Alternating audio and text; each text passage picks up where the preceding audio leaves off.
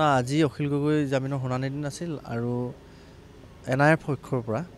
আজি ভিডিঅ' কনফাৰেন্সৰ জৰিয়তে দিল্লীৰ পৰা জ্যেষ্ঠ অধিবক্তা SV ৰাজুৱে এনআইৰ হৈ অবজেকশ্যন দিয়ে অখিল গগৈ আজি অবজেকশ্যনটো সম্পূৰ্ণ নহ'লগৈ গতিকে অহা 17 তাৰিখে 15 দিন ধাৰ্য কৰিছে 17 তাৰিখে দুইটা পক্ষকে কোৱাৰ কথা কোৰ্টে কৈছে গতিকে 17 তাৰিখে দুইটা পক্ষৰ শুনানিটো অন্ত পৰাৰ সম্ভাৱনা আছে যদিও আমি আশা কৰিছিলোঁ যে আজি শেষ হ'ব কিন্তু আজি যিহেতু প্ৰথম ৰাতিপুৱাই সুপ্ৰিম কোৰ্টত কেছ থকাৰ কাৰণে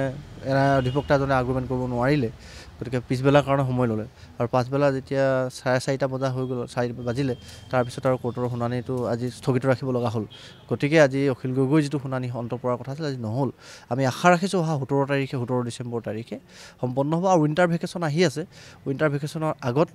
কোৰ্টৰ অৰ্ডাৰটো দিব বুলি আমি আশা ৰাখিছোঁ 23 তাৰিখৰ উইণ্টাৰ ভেকেশ্যন হ'ব হয় যোৱা 19 চনৰ 12 ডিচেম্বৰ তাৰিখে অখিল গগৈ যোৰহাটত এৰেষ্ট হৈছিলে আৰু তাৰপিছত তেওঁৰ এগেইনষ্টত 17টা কেছ লগাই আজি 363 দিন হ'ল আৰু দুদিন হ'লে অখিল গগৈ এবছৰ সম্পূৰ্ণ হ'ব গতিকে আৰু শুনানি বেলৰ প্ৰক্ৰিয়া চলি আছে যদিও অলপ দীঘলীয়া হৈছে কিন্তু এবছৰ তেওঁ জেলত থাকিবলগীয়া হৈছে আৰু গোটেই প্ৰক্ৰিয়াটোত